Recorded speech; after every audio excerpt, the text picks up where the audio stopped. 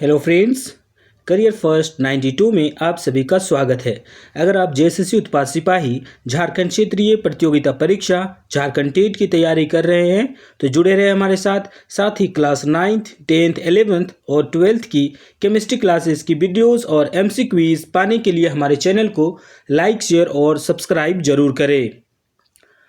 तो बच्चों, आज हम क्लास 10th का मोस्ट इम्पॉर्टेंट चैप्टर अम्ल, क्षारक एवं लवण देखने वाले हैं।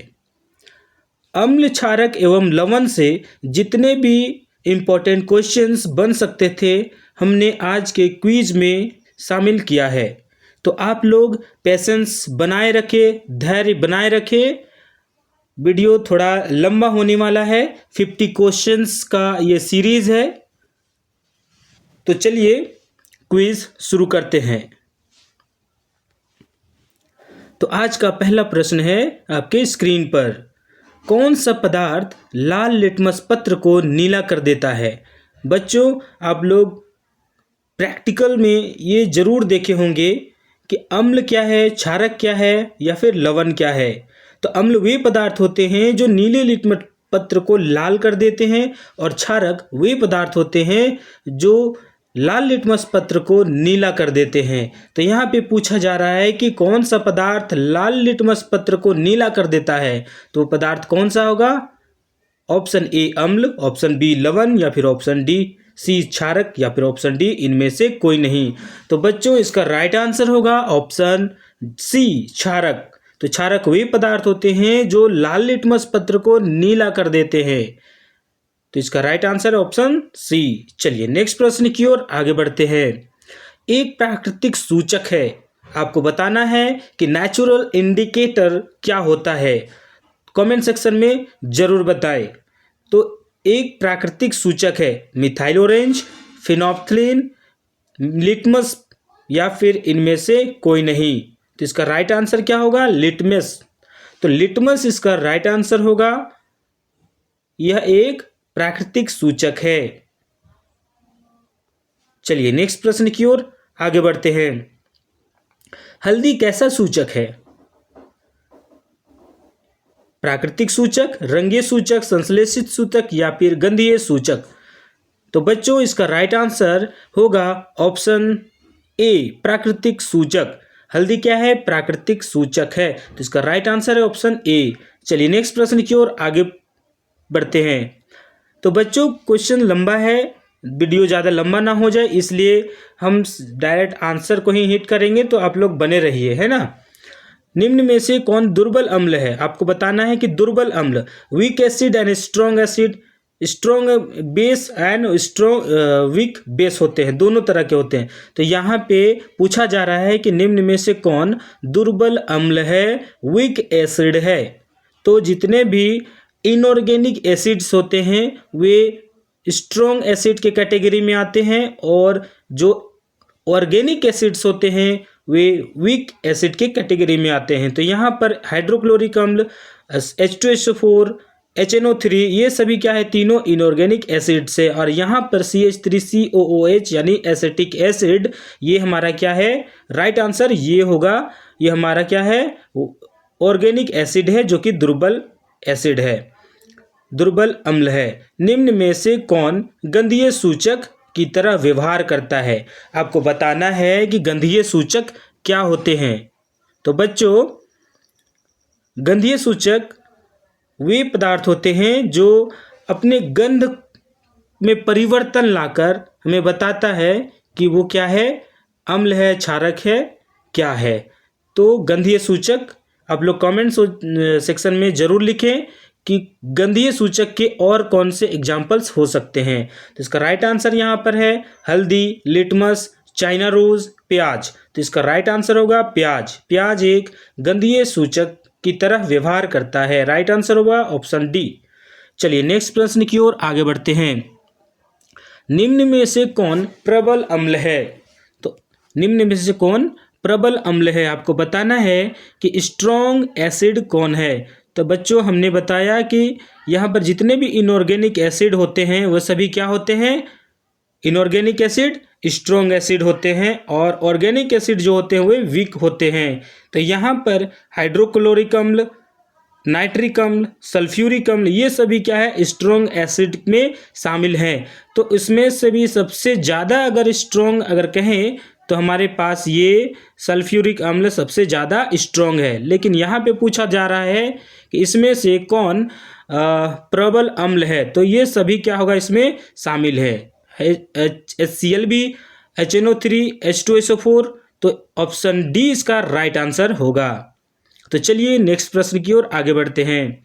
H+ आयन की सांद्रता किस पदार्थ में सबसे अधिक होगी?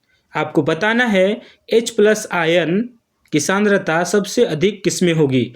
तो एसिड और बेस में हम लोगों ने देखा है कि एसिड यानी अम्ल वे पदार्थ होते हैं जो जल में घुलकर H+ आयन देते हैं और क्षारक वे पदार्थ होते हैं जो जल में घुलकर OH- आयन देते हैं। तो यहाँ पे पूछा जा रहा है कि H+ आयन की सांद्रता किस पदार्थ में सबसे अधिक होगी।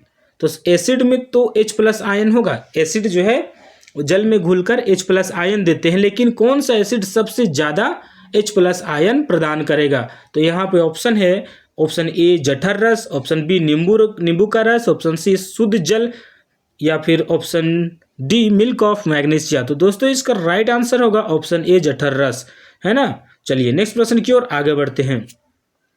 अम्लों को जल के साथ मिश्रित करने पर उत्पन्न होते हैं। जब हम एसिड को वाटर में डिज़ोल्व करते हैं तो क्या होता है। हम लोगों ने देखा है कि जब हम H+ कोई एसिड को हम वाटर में डिज़ोल्व करते हैं तो वो H+ आयन रिलीज करता है ना। तो अम्ल वे पदार्थ होते हैं जो जल में घुलकर हाइड्रोन H+ आयन यानी प्रोटॉन प्रदान करता है, उसे हम क्या करते हैं अम्ल कहते हैं। तो इसका राइट आंसर होगा ऑप्शन ए H+। तो चलिए नेक्स्ट प्रश्न की ओर आगे बढ़ते हैं।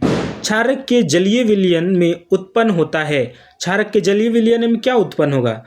अगर हम क्षारक कोई बेस लें उसको वाटर में डिजोल्व करें तो हमें क्या मिलेगा। अम्ल वे पदार्थ होते हैं जो जल में घुलकर H+ आयन देते हैं और क्षारक वे पदार्थ होते हैं जो जल में घुलकर OH- आयन प्रदान करते हैं। तो इसका राइट आंसर होगा ऑप्शन बी OH-।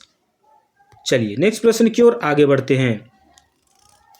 जल में घुलनशील क्षारक कहलाता है। जल में घुलनशील क्षारक कहलाता है कौन। क्षारक कहलाएगा, क्षार कहलाएगा, अम्ल कहलाएगा या फिर लवण कहलाएगा या फिर डी इनमें से कोई नहीं। तो इसका राइट आंसर होगा ऑप्शन ए क्षारक। तो इसका राइट आंसर आप लोग भी कमेंट सेक्शन में जरूर लिखें। चलिए नेक्स्ट प्रश्न की ओर आगे बढ़ते हैं। निम्नांकित में से किस पदार्थ में नीला पत्र डालने पर वह लाल नहीं होता है।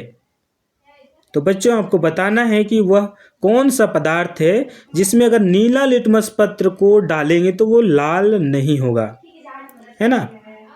तो इसका राइट आंसर क्या होगा। ऑप्शन ए अम्ल, ऑप्शन बी क्षारक, ऑप्शन सी लवण या फिर ऑप्शन डी इनमें से कोई नहीं। तो इसका राइट आंसर होगा ऑप्शन, देखिए क्वेश्चन एक बार फिर से पढ़ते हैं। निम्नलिखित में किस पदार्थ में नीला पत्र डालने पर कुछ नहीं होता, लाल नहीं होता है।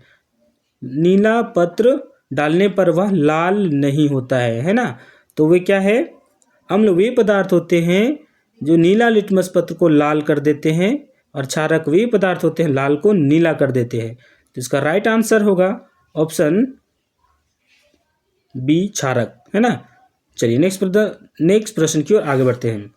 दिए गए किस लवण में क्रिस्टलीकरण का एक जल मौजूद है। Option A HCl, option A KCl, option B NaCl, option C NaHCO3 या फिर ऑप्शन डी COSO4.5H2O। तो यहाँ पर बताना है कि potassium chloride, sodium chloride, sodium hydrogen carbonate या फिर कॉपर सल्फेट पेंटाहाइड्रेट। तो राइट आंसर इसका क्या होगा। ऑप्शन डी इसका राइट आंसर होगा। चलिए नेक्स्ट प्रश्न की ओर आगे बढ़ते हैं। जल की स्थायी कठोरता दूर करने में किस लवण का प्रयोग किया जाता है। अगर हमको जल में जो कठोरता होती है उसे दूर करना है तो हम इनमें से किस पदार्थ का प्रयोग करेंगे? Option A sodium carbonate, option B sodium bicarbonate या hydrogen carbonate, option C copper sulphate या फिर ऑप्शन डी सोडियम क्लोराइड। तो बच्चों आप लोग कमेंट सेक्शन में इसका राइट आंसर जरूर लिखें। तो इसका राइट आंसर क्या होगा? Option A sodium carbonate. चलिए नेक्स्ट प्रश्न की ओर आगे बढ़ते हैं। जल की उपस्थिति में हाइड्रोक्लोरिक अम्ल अपना अम्लीय गुण प्रदर्शित करता है, क्योंकि आपको बताना है कि जल में उपस्थित हाइड्रोक्लोरिक अम्ल अपना अम्लीय गुण बताता है। क्यों बता पाता है? उसमें OH माइनस आयन उपस्थित रहते हैं, ऑप्शन बी उसमें H प्लस आयन उपस्थित रहते हैं, ऑप्शन सी उसमें क्लोराइड उपस्थित रहता है, ऑप्शन डी उदासीन हो जाता है। तो बच्चों इसका राइट आंसर होगा option B H plus ion उपस्थित रहता है, जिसके कारण H प्लस आयन जल में अम्लीय गुण प्रदर्शित करते हैं। तो राइट आंसर होगा ऑप्शन बी। चलिए नेक्स्ट प्रश्न की ओर आगे बढ़ते हैं। पदार्थ ABCD का pH मान 2, 4, 7 एवं 14 है। यह पदार्थ में कौन क्षारक है? आपको बताना है कि इनमें से कौन सा पदार्थ ABCD में कौन पदार्थ क्षारक है। तो बच्चों हम लोगों ने देखा है कि pH स्केल में जो वैल्यू होता है वह 0 से लेकर के 14 तक होता है, जिसमें बीच में क्या होता है 7 होता है। अगर जो 7 से कम होता है वो क्या होता है एसिड होता है, और जो 7 से ज़्यादा होता है कौन होता है बेस होता है। तो इसका राइट आंसर क्या होगा? 2, 4, 7 ये सभी क्या है, यानी 2, 4 है वो तो 7 एसिड हो जाएगा, 7 वाला उदासीन हो जाएगा और 14 वाला क्षारक हो जाएगा। तो ऑप्शन डी इसका राइट आंसर होगा। तो चलिए ऑप्शन डी इसका राइट आंसर है ना। चलिए नेक्स्ट प्रश्न की ओर आगे बढ़ते हैं। धातु के ऑक्साइड की प्रवृत्ति क्या होती है? धातु की ऑक्साइड की प्रकृति क्या होती है आपको बतानी है कि जब धातु कोई मेटल से है ना रिएक्शन करता है तो धातु के ऑक्साइड बनता है। धातु अगर ऑक्सीजन से अभिक्रिया करता है तो धातु के ऑक्साइड बनते हैं, है ना। तो वो धातु के जो ऑक्साइड होते हैं उसका गुण कैसा होता है? अम्लीय होते हैं या क्षारकीय होते हैं, एसिडिक होते हैं या बेसिक होते हैं। तो अधिकांश मेटल्स जो होते हैं धातु होते हैं वो ऑक्सीजन के साथ अभिक्रिया करते हैं और धात्विक ऑक्साइड बनाते हैं। अधिकांश कुछ जो है अपवाद में होते हैं, लेकिन अधिकांश धातु क्या करते हैं? धात्विक ऑक्साइड बनाते हैं। तो इसका राइट आंसर क्या होगा? ऑप्शन बी इसका राइट आंसर होगा, क्षारकीय प्रकृति के होते हैं। अम्ल धातु के साथ अभिक्रिया करके कौन सा गैस निकालता है? Option A hydrogen, option B carbon dioxide, option C nitrogen या फिर ऑप्शन डी क्लोरीन गैस। तो बच्चों इसका राइट आंसर होगा ऑप्शन ए। जब धातु अम्ल के साथ अभिक्रिया करता है तो हाइड्रोजन गैस रिलीज करता है। तो इसका राइट आंसर क्या होगा? ऑप्शन ए। चलिए नेक्स्ट प्रश्न की ओर आगे बढ़ते हैं।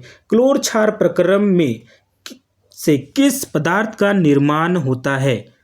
क्लोर क्षार जो रिएक्शन है, क्लोर क्षार अभिक्रिया, जिसमें किस पदार्थ का निर्माण होता है? Option A sodium hydroxide, option B विरंजक चूर्ण, option C sodium hydrogen carbonate, option D sodium carbonate.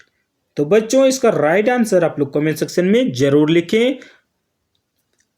Video थोड़ा लंबा हो रहा है, क्वेश्चन ज़्यादा है, तो आप लोग पैसेंस बनाए रखें। कम से कम आधे घंटा, है ना, आधे घंटे के वीडियो हैं, बन जाएंगे। तो आप लोग पेशेंस बनाए रखें, कॉपी पेन रखें, क्वेश्चन वीडियो को पॉज करें और आंसर दे, है ना। तो इसका राइट आंसर होगा ऑप्शन ए सोडियम हाइड्रोक्साइड। चलिए नेक्स्ट प्रश्न की ओर आगे बढ़ते हैं।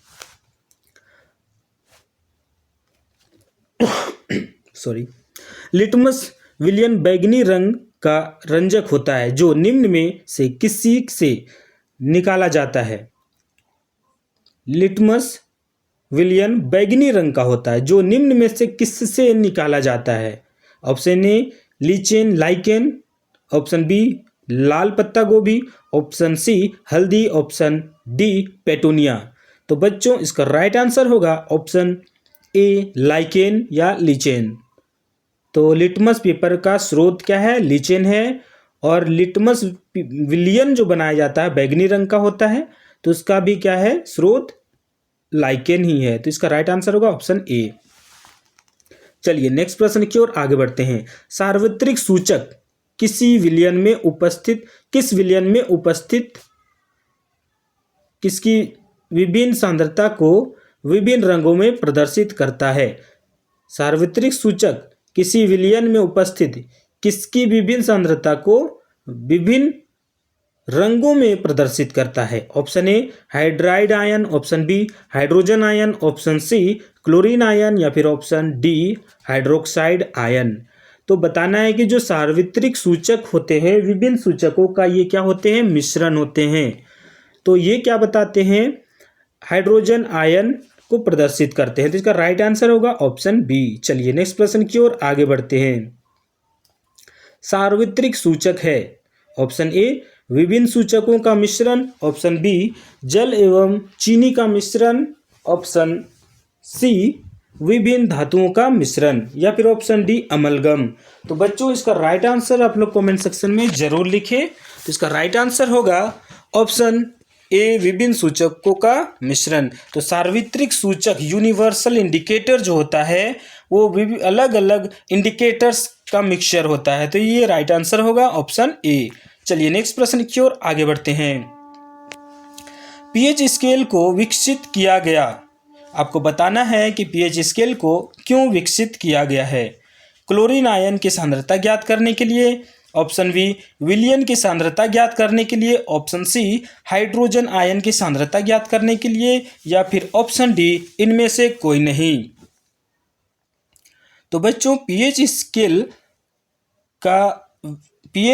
स्केल को इसलिए बनाया गया है ताकि हम बता सकते हैं कि कौन सा जो अम्ल है वो पदार्थ ज़्यादा अम्लीय है या क्षारकीय है ना, उसका पीएच मान से हम बता पाते हैं।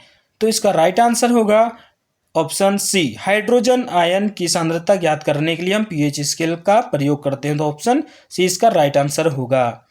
चलिए नेक्स्ट प्रश्न की ओर आगे बढ़ते हैं।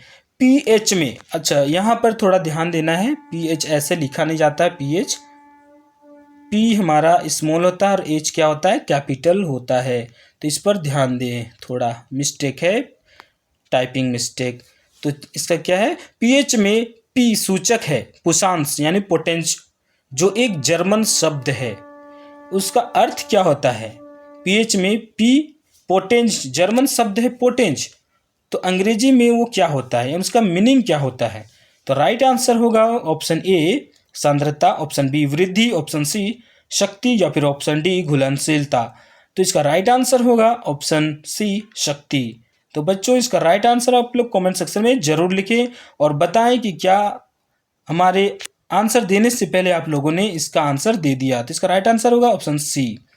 चलिए नेक्स्ट प्रश्न की ओर आगे बढ़ते हैं। अम्लीय वर्षा तब होती है जब वर्षा जल का पीएच हो जाता है।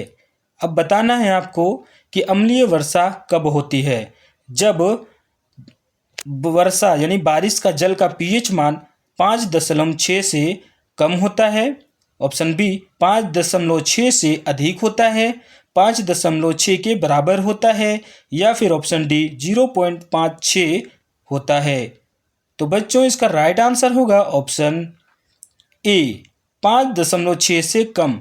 जब अम्लीय वर्षा का मान 5.6 से यानी बारिश का जो जल होता है उसका मान अगर 5.6 से कम हो जाता है उसका पीएच मान, तो हम कहते हैं कि अम्लीय वर्षा हुई। तो इसका राइट आंसर है ऑप्शन ए। चलिए नेक्स्ट प्रश्न की ओर आगे बढ़ते हैं। अम्लीय वर्षा का जल जब नदी में प्रवाहित होता है तो नदी के जल के पीएच मान क्या होता है। आपको बताना है कि जब बारिश जो अम्लीय वर्षा वाला बारिश होता है, अम्लीय होता है जो बारिश जिसका मान 5.6 से कम होता है, अगर वो बारिश हो जाए तो नदी में जो अगर मिल जाता है वो पानी, तो उसका पीएच मान में क्या अंतर आएगा, पीएच मान क्या होगा, बढ़ जाएगा, घट जाएगा यानी स्थिर रहेगा, ऑप्शन सी कम हो जाएगा या फिर ऑप्शन डी इनमें से कोई नहीं। तो बच्चों इसका राइट आंसर क्या होगा, जब ऑलरेडी वो क्या है, पीएच मान कम है, तो जल का भी पीएच मान क्या हो जाएगा, नदी में जो प्रवाहित होने वाला जल का पीएच मान भी कम हो जाएगा। तो इसका राइट आंसर होगा ऑप्शन सी, है ना, कम हो जाएगा। चलिए नेक्स्ट प्रश्न की ओर आगे बढ़ते हैं। शुक्र का वायुमंडल किस पदार्थ के मोटे श्वेत एवं पीले बादलों से बना है? शुक्र ग्रह जो है उसका वायुमंडल किस पदार्थ के मोटे श्वेत एवं पीले बादलों से बना है? ऑप्शन ए हाइड्रोक्लोरिक अम्ल, ऑप्शन बी फॉर्मिक अम्ल, ऑप्शन सी नाइट्रिक अम्ल या फिर ऑप्शन डी सल्फ्यूरिक अम्ल। तो बच्चों इसका राइट आंसर होगा ऑप्शन डी सल्फ्यूरिक अम्ल। चलिए नेक्स्ट प्रश्न की ओर आगे बढ़ते हैं। प्रबल अम्ल उत्पन्न करते हैं अधिक संख्या में H+ आयन, ऑप्शन बी कम संख्या में H+ आयन, ऑप्शन सी अधिक संख्या में OH- आयन या फिर ऑप्शन डी इनमें से कोई नहीं। तो बच्चों इसका राइट आंसर क्या होगा? जो स्ट्रॉन्ग एसिड होते हैं, या देखिए एसिड्स क्या करते हैं, वाटर में डिजोल्व करने पे वे क्या करते हैं, जब हम H2O को यानी जब हम क्या करते हैं, कोई भी एसिड होता है जैसे HCl ले लीजिए, इसको हम क्या करेंगे H2O में अगर डिजोल्व करते हैं तो वो क्या करेगा, हमको H+ आयन रिलीज करेगा। तो ये H3O+ बन जाएगा, हाइड्रोनियम आयन के फॉर्म में रहता है, H+ सिंगल नहीं रहता है, हाइड्रोनियम आयन के फॉर्म में रहता है। तो इसका राइट आंसर क्या होगा? प्रबल अम्ल क्या करता है, अधिक संख्या में H+ आयन डोनेट करता है। राइट आंसर होगा ऑप्शन ए। चलिए नेक्स्ट प्रश्न की ओर आगे बढ़ते हैं। हमारा शरीर किस pH प्रास पर कार्य करता है? बताना है कि हमारा जो शरीर है, मानव शरीर है, उसका वो कैसा होता है, अम्लीय होता है या फिर क्षारकीय होता है या उदासीन होता है, क्या होता है? तो इसका राइट आंसर है ऑप्शन ए 7.0 से 7.8 के बीच। हमारा शरीर का जो pH मान है वो 7.0 से 7.8 के बीच होता है। तो राइट आंसर ऑप्शन ए। चलिए नेक्स्ट प्रश्न की ओर आगे बढ़ते हैं। हमारा उदर कौन सा अम्ल उत्पन्न करता है? ऑप्शन ए सल्फ्यूरिक अम्ल, ऑप्शन बी नाइट्रिक अम्ल, ऑप्शन सी एसिटिक अम्ल या फिर ऑप्शन डी हाइड्रोक्लोरिक अम्ल। तो आपको बताना है कि जो हमारा भोजन डाइजेस्ट होता है, भोजन जो पचता है, कौन से अम्ल इसके लिए रिस्पॉन्सिबल है ना, हमारा उदर कौन सा अम्ल उत्पन्न करता है? तो इसका राइट आंसर है ऑप्शन डी हाइड्रोक्लोरिक अम्ल। अमाशय में हाइड्रोक्लोरिक अम्ल बनते हैं जो भोजन पचाने के काम करते हैं। तो चलिए नेक्स्ट प्रश्न की ओर। अपच की स्थिति में उदर अत्यधिक मात्रा में HCl उत्पन्न करता है, जिसके कारण उदर में दर्द एवं जलन का अनुभव होता है। इस दर्द से मुक्त होने के लिए उपयोग किया जाता है। ये सिंपल है कि जब हम कभी देखते हैं कि अम्ल हो जाता है, अक्सर कहते हुए सुनते हैं कि अम्ल कर दिया है इसे, कहते हैं ना, ये सुनते हैं कि शाम के वक्त अक्सर पता चलता है, ऐसा होता है। या कभी हम कुछ खाना वगैरह खा लेते हैं, कुछ ऐसा है ना, जिसमें अजीब सा खट्टे ढकारपन आना शुरू हो जाता है, ये पहचान है इसका। तो हम क्या कहते हैं, कौन सा लेते हैं, इनो वगैरह जाके पीते हैं ना, तुरंत काम 6 सेकंड में। तो वही बात यहाँ पे हो रहा है। तो यहाँ पर एंटासिड का यूज किया जाता है। ऑप्शन ए इसका राइट आंसर होगा। चलिए नेक्स्ट प्रश्न की ओर आगे बढ़ते हैं। निम्न में से मिल्क ऑफ मैग्नीशिया है? Option A sodium hydroxide, option B calcium hydroxide, option C potassium hydroxide या फिर ऑप्शन डी सोडियम हाइड्रोक्साइड। तो बच्चों इसका राइट आंसर आप लोग कमेंट सेक्शन में ज़रूर लिखें और साथ ही यह बताएं कि आप लोग यह वीडियो कहां से देख रहे हैं और हमारे साथ जुड़े रहे हैं। लंबे समय तक इसी तरह का वीडियोस और MCQs लेकर आते रहेंगे। MCQs के बाद हम वीडियोस अपलोड करने वाले हैं, तो आप लोग बने रहें और पेशेंस के साथ बने रहें। वीडियो ज़्यादा लंबा हो रहा है ना। तो निम्न में से मिल्क ऑफ मैग्नीशिया है कैल्शियम हाइड्रोक्साइड। तो इसका राइट आंसर क्या होगा?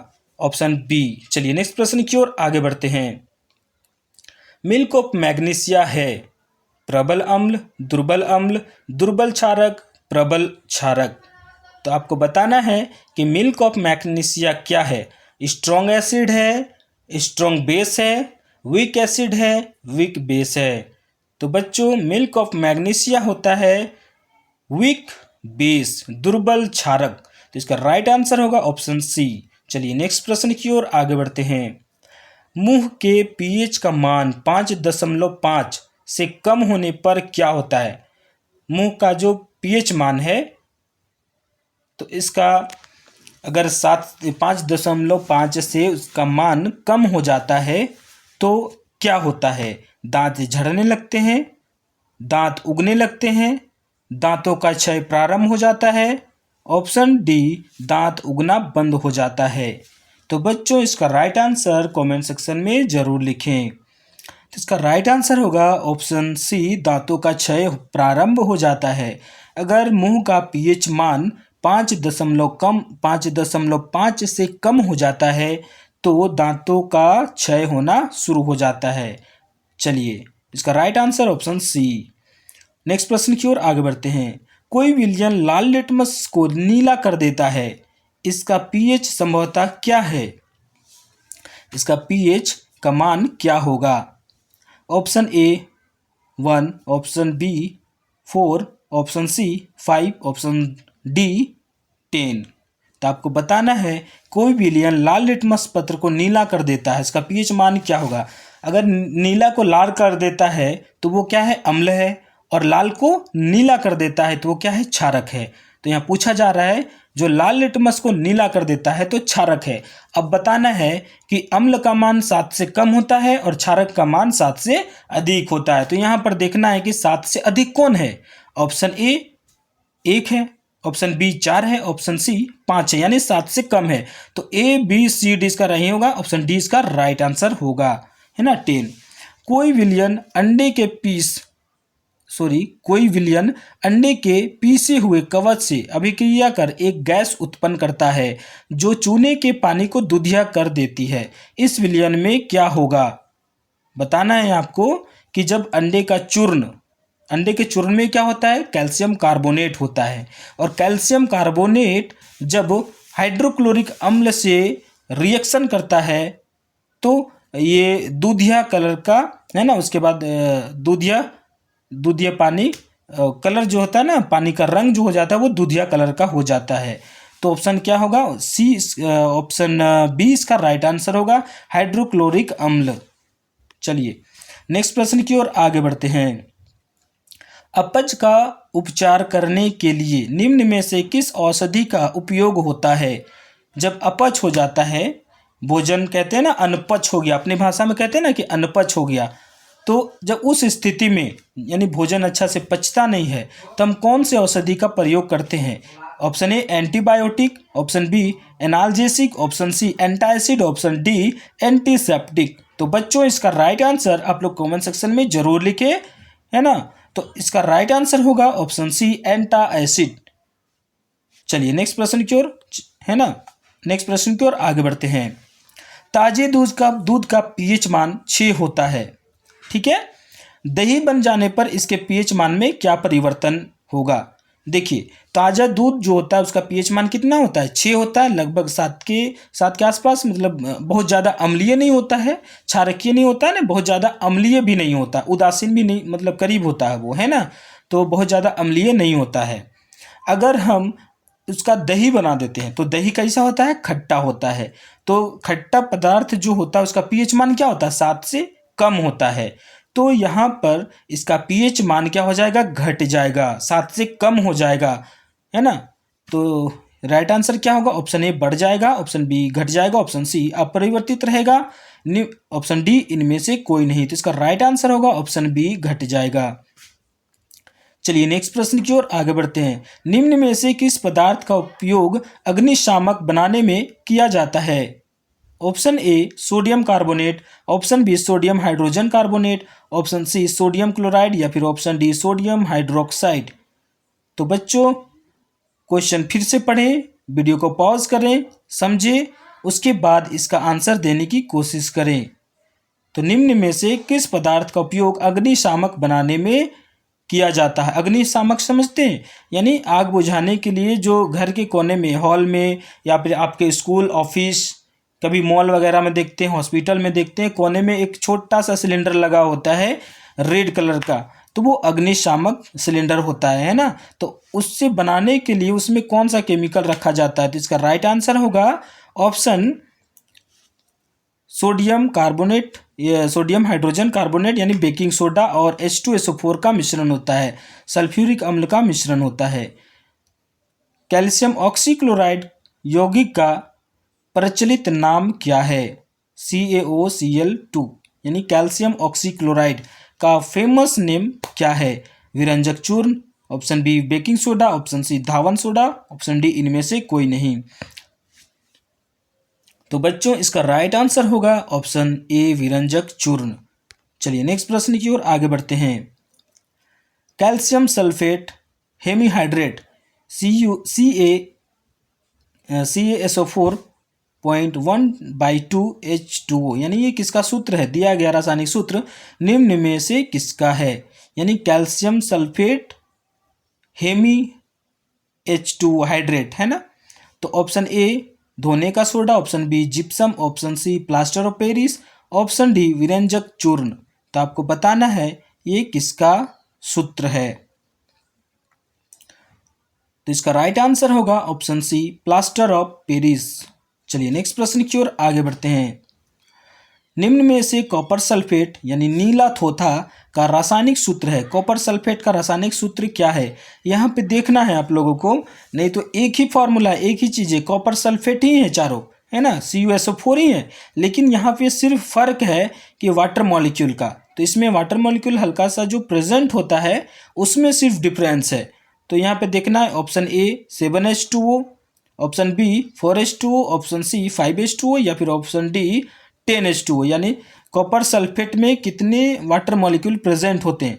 तो इसका राइट आंसर होगा ऑप्शन सी। अगर 5 वाटर मॉलिक्यूल प्रेजेंट है तो वो कॉपर सल्फेट का फॉर्मूला होगा CuSO4 5H2O। ऑप्शन सी इसका राइट आंसर होगा। शल्य चिकित्सा में टूटी हुई हड्डियों को जोड़ने में प्रयुक्त होने वाले पदार्थ है, उसका पदार्थ का रासायनिक नाम क्या है जिसका प्रयोग हम किसी का अगर हड्डी टूट जाता है, प्लास्टर जो होता है, तो उसमें कौन सा पदार्थ का यूज किया जाता है? Option A gypsum, option B कलीचूना, ऑप्शन सी धावन soda, option D plaster of Paris. तो बच्चों आप लोगों को इसका राइट आंसर कमेंट सेक्शन में जरूर लिखना है। अक्सर देखते हैं ना, जब कभी किसी का हड्डी टूट गया या कभी स्टेचू बना रहे हैं, देखे होंगे आप लोगों ने, स्टेचू का निर्माण होता है तो जो मूर्ति बनाई जाती है उसमें भी उसका प्रयोग किया जाता है। घर में अगर दीवार में वाल पुट्टी जो होता है ना, उसमें भी इसका प्रयोग किया जाता है ना। ठीक है, तो इसका राइट आंसर आप लोगों को बताना है क्या होगा, कमेंट सेक्शन में जरूर लिखे। इसका राइट आंसर होगा option D plaster of Paris. चलिए नेक्स्ट प्रश्न की ओर आगे बढ़ते हैं। कठोर जल को मृदु करने के लिए किस सोडियम यौगिक का प्रयोग किया जाता है? आपको बताना है कि अगर जल स्ट्रॉन्ग है, कठोर है, तो उसको हमको मृदु करना है, मतलब पीने लायक बनाना है, तो हम किस केमिकल का प्रयोग करेंगे? Option A sodium carbonate, option B sodium carbonate decahydrate, option B sodium bicarbonate, option D इनमें से कोई नहीं। तो कठोर जल को अगर हमको मृदु बनाना है तो इसके लिए हम यूज करेंगे सोडियम कार्बोनेट। इसका राइट आंसर होगा ऑप्शन ए।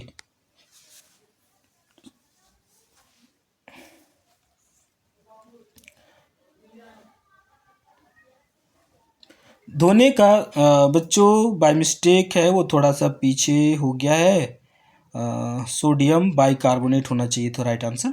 चलिए, तो धोने का सोडा Na2CO3 10H2O यानी सोडियम कार्बोनेट डेकाहाइड्रेट का प्रयोग किया जाता है।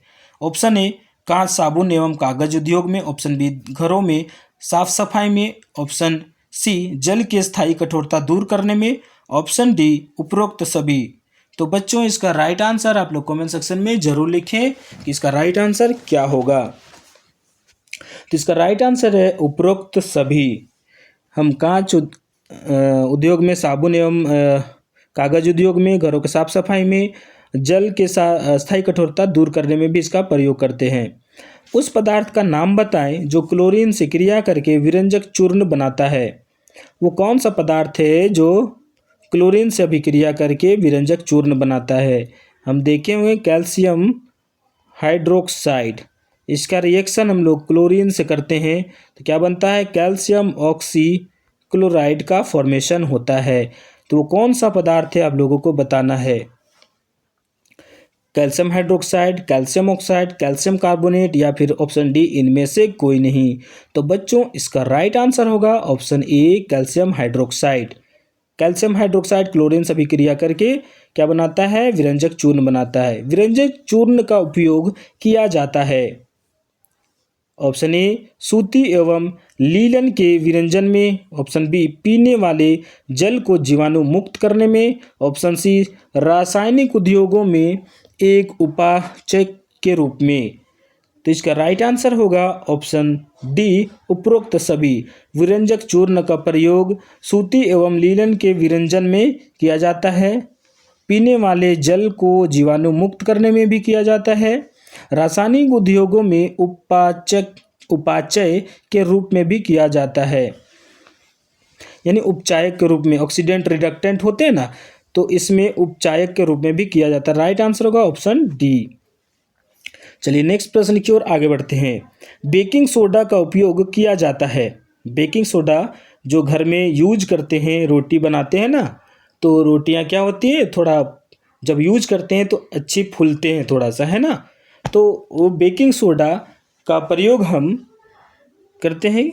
तो बेकिंग सोडा का उपयोग किया जाता है, कहाँ किया जाता है, ऑप्शन ए बेकरी में, पावरोटी या केक में खमीर उठाने में, यानी रोटी जो फुलाने में भी यूज होता है ना, ऑप्शन बी पेट की अम्लता दूर करने में, ऑप्शन सी सोडा अम्ल अग्निशामक में, जो फायर एक्सटिंग्विशर होता है ना, उसमें जैसे उपरोक्त सभी। तो का राइट आंसर क्या होगा, ऑप्शन डी इसका राइट आंसर होगा, है ना। सो ऑप्शन डी क्या होगा इसका राइट आंसर।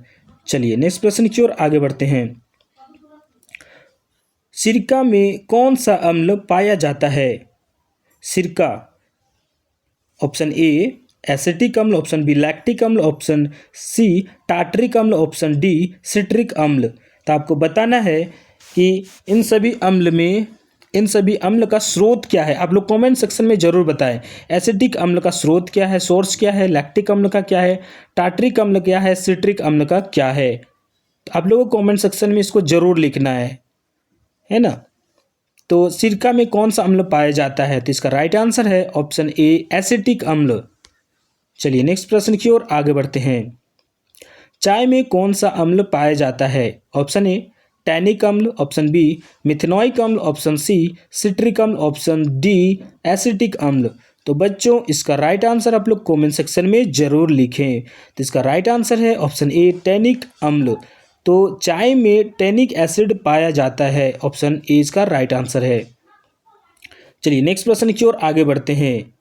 दांत का कठोरतम भाग है, जो हमारा दांत है उसमें सबसे उसका कठोरतम भाग क्या है, option A dentine, option B enamel, option C मज्जागुहा, ऑप्शन डी कैनाइन। तो इसका राइट आंसर होगा ऑप्शन बी इनेमल दंतवल्क। चलिए नेक्स्ट प्रश्न की ओर आगे बढ़ते हैं।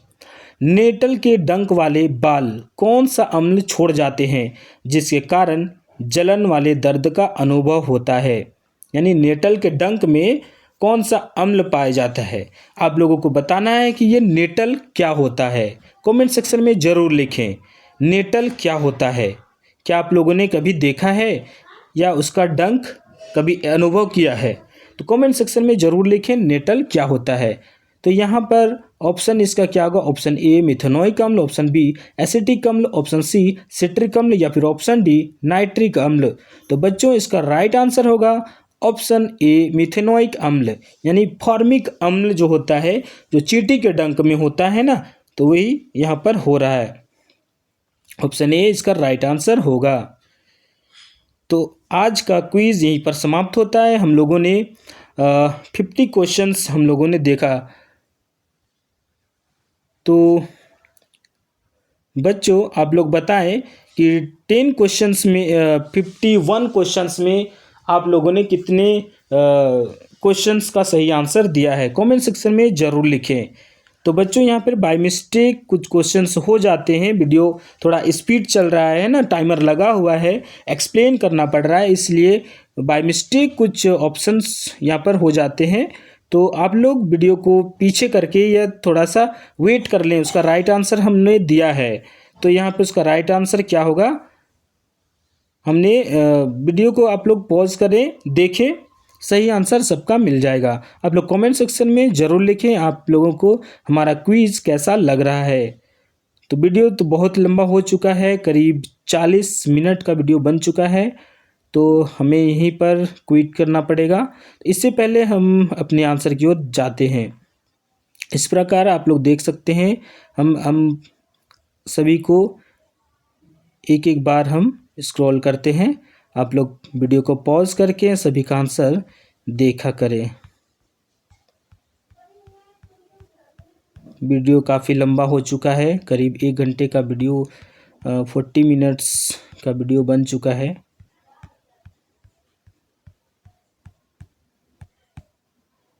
तो बच्चों आज का क्विज़ यहीं पर समाप्त होता है। मिलते हैं नेक्स्ट क्विज में, तब तक के लिए पढ़ते रहिए, बढ़ते रहिए। जय हिंद, जय झारखंड।